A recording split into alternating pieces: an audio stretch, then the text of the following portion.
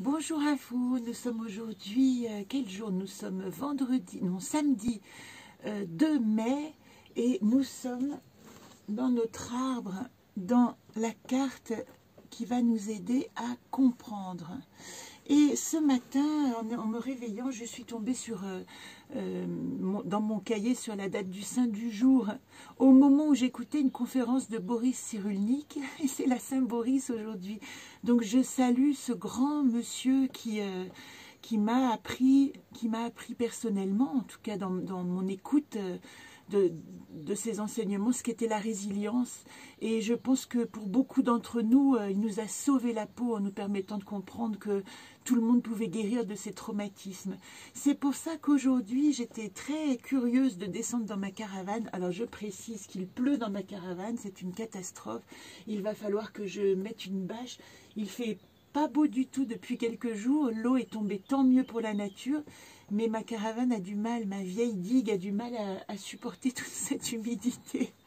Bon voilà, c'était comment dire, mon utérus d'enseignement prend l'eau. C'est pas inintéressant dans cette journée puisque j'ai tiré pour nous la carte de Yodine. Yodine, c'est l'œil. Il y a une phrase qui dit pour cette carte, 2 yeux pour regarder dehors, un œil pour regarder dedans. Or, il se trouve que dans cet arbre de comprendre, dans la première ligne, nous avons tiré suis-je, qui suis-je, qui est avec le soleil, c'est-à-dire essayer de vraiment comprendre qui je suis pour pouvoir ensuite aller au monde. Vous vous rappelez qu'hier, nous avions l'humile qui nous parlait aussi du pendu et de notre phase d'être préparé à accoucher dans le monde, hein, dans cette position du fœtus, la tête en bas, qui est prêt à sortir avec un nouveau regard sur ce nouveau monde qui se présente. Eh bien, Yodine nous dit... Regarde, avant de sortir, l'œuf de ta gestation. Yodine, on pourrait dire que c'est notre cocon intérieur, notre paysage intérieur, tout notre environnement que nous avons à comprendre avant de mettre notre œil et notre regard sur le monde extérieur. Alors, je parlais de Boris Cyrulnik parce que je suis tombée ce matin sur une conférence absolument remarquable que je vous invite à découvrir sur YouTube, qui parle des traumatismes et du traumatisme, de la mémoire traumatique. Et il explique très clairement que nous avons 2 mémoires. Une mémoire, je dirais, qui est une mémoire évolutive, enfin je dirais avec ces mots, une mémoire évolutive, c'est-à-dire qu'elle va évoluer en fonction de ce que notre vie nous propose et nous allons pouvoir poser des images sur notre vie qui sont en évolution. Or, quand il y a un traumatisme, cette mémoire se fige sur l'image qui nous a traumatisés et nous empêche d'une certaine manière d'ouvrir le monde à un autre regard, une autre forme de regard sur le monde. Donc vous voyez où je veux en venir, c'est que quand on est dans ce regard morcelé sur soi-même de cette mémoire traumatique, c'est-à-dire que nous sommes fixés sur un événement qui nous a arrêtés, qui nous a empêchés d'imaginer que la vie ou la relation pouvait être autrement, eh bien nous ne pouvons pas avancer dans la connaissance du monde, puisque nous regardons, c'est comme si nous regardions le monde à partir d'une petite lorgnette qui nous montre sans arrêt cette espèce de point, de coup, de difficulté, d'épreuve, en nous empêchant d'imaginer que la vie pourrait être autre chose. Voilà pourquoi j'avais envie de faire cette petite incursion de Boris Cyrulnik que je salue, parce que en allant tirer la carte et en tombant sur Yodine, j'ai compris pourquoi je devais encore chercher à l'intérieur de moi où sont mes points de fixation. Alors je parle de je, c'est un nous, hein, évidemment que je parle de nous. Où sont nos points de fixation traumatiques? Parce que c'est le moment de les explorer pour sortir de cette mémoire traumatique. D'autant plus que cette carte, elle est associée, c'est le Y. Le Y, c'est aussi le J dans les lettres hébraïques. Et le J, le Y, Yod, la lettre de Dieu, c'est la plus petite lettre de l'alphabet hébraïque. Elle est représentée par une espèce de petite virgule comme ça. Et cette virgule, c'est la main tendue. C'est la main tendue de l'inspiration. On en était aussi à cette idée-là d'être inspiré par les choses et pas seulement par notre histoire, mais par ce qui se présente. C'est tout le sens de ce travail symbolique et d'essayer de relier en permanence tous ces systèmes symboliques pour leur donner un sens. Eh bien, cette lettre Yod, c'est une lettre d'ouverture, c'est une lettre d'humilité, c'est une lettre qui dit « Accepte la main tendue de la conscience pour aller regarder, les petites choses qui vont te donner un nouveau sens à ta conscience. » Qu'est-ce que je pourrais dire aussi? C'est une lettre, alors ça c'est très étonnant, je l'ai découvert ce matin parce que je ne sais pas tout sur l'alphabet hébraïque, mais la lettre yodine, c'est la main de la main gauche. La main gauche, c'est la main qui est reliée au cerveau droit, la main qui est reliée à l'intuition. Donc elle parle encore une fois d'aller toucher à son monde intérieur pour essayer d'attraper des intuitions qui vont nous permettre de rentrer en contact avec le monde, mais avec cette confiance de notre intuition, pas avec cette peur du traumatisme de « je vais prendre un coup toujours au même endroit ». Elle va nous aider à voir le monde d'une manière différente, pas d'une certaine manière, je refuse de dire ce mot. Donc il y a un travail personnel d'interprétation à faire avec Yod. Ce qui est très intéressant, c'est que vous voyez cette carte, ce gros œil qui m'accompagne un peu partout, hein, eh bien, il est relié dans les tarots et les 7 directions à la direction de l'ouest. Alors, il est évidemment relié au J aussi, hein, puisque j'ai parlé de Yod, c'est le J et le Y. Nous l'avons déjà eu. Où est Jacquem? Ici. Dans le cycle d'intégration, qui parlait de la roue de la fortune, il était associé à cette idée que nous passons un nouveau cycle. Et je précise que pourquoi? Il est dans le 10, dans l'arbre de comprendre.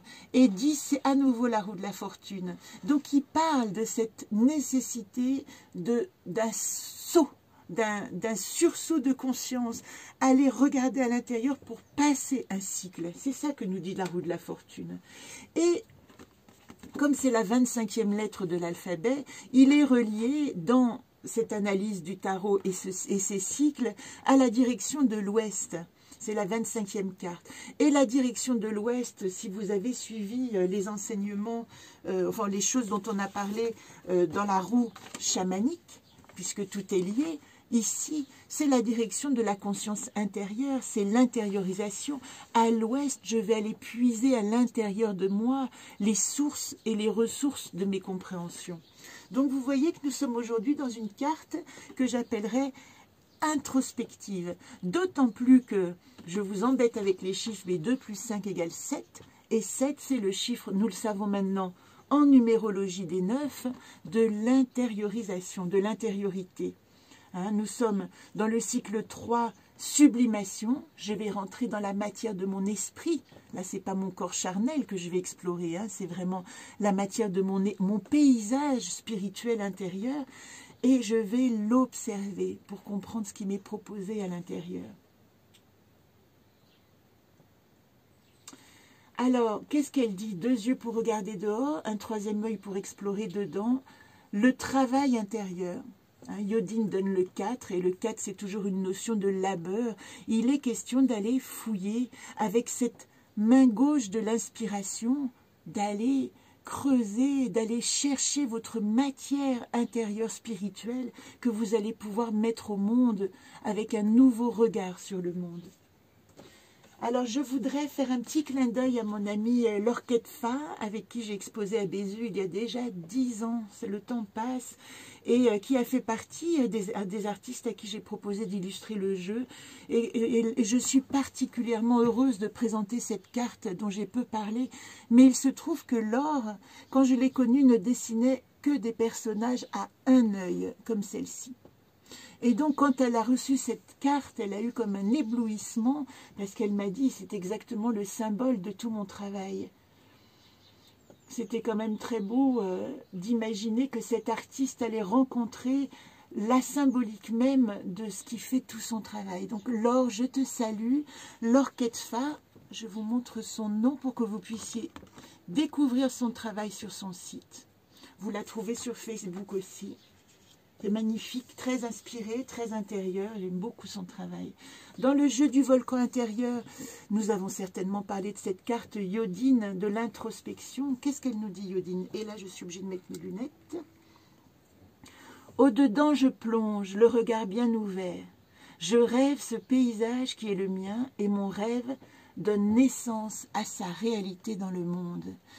On peut parler ici de la main, du souffle divin et de l'inspiration, mais aussi que le fait de, comme il y a cette notion de quatre et de main et de réalité, vous allez donner naissance à votre monde quand vous allez vous relier à votre paysage intérieur. Et j'aime beaucoup aussi la carte dans le jeu de MC2R, hein, ma rebelle, qui dit « Je mets ma couronne pour ne pas devenir borgne ». Je vous invite vraiment à découvrir ce jeu qui est extrêmement vif et très drôle et avec des jeux de mots. Il est jeune, ce jeu, il est jeune, j'aime beaucoup. Forte de mes expériences illuminées, j'ai commencé à me trier, concrétisant en lumière ma vision intérieure. Donc elle est arrivée à l'idée dans cette carte que, en effet, son œil intérieur pouvait enfin la réveiller de ce sommeil que nous vivons dans cette vie extérieure et ouvrir réellement ses deux yeux, et ouvrir ses deux yeux réels sur le monde. Voilà, MC2R, c'est le voyage de MC2R.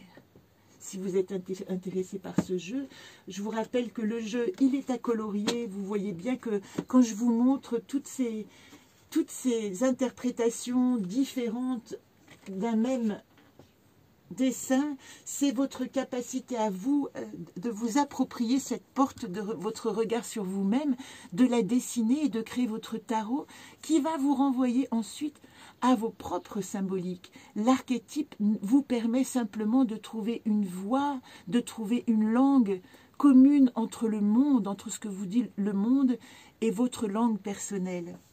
Est-ce que je crois que j'ai rien oublié? Je suis très heureuse d'avoir fait cette incursion avec Boris Cyrulnik et je vais réécouter une autre conférence. Je suis en ce moment en plein mode de compréhension et d'apprentissage, donc j'avoue que j'ai grand plaisir à écouter ces conférences. Et je vous dis à demain pour une prochaine carte. Ici, j'ai oublié, mais je le dis très rapidement, Yodine, si je vous en ai parlé, hein, nous étions dans la 3e ligne et dans le chiffre 7 de l'introspection, de l'observation. Donc, rendez-vous demain dans notre chemin de vie pour la carte de « Comment je prends place dans ma vérité ». Nous verrons si c'est le temps de l'accouchement. Et en attendant, je vous souhaite une très belle journée introspective. Le temps s'y prête, en tout cas pour nous. Donc, à demain.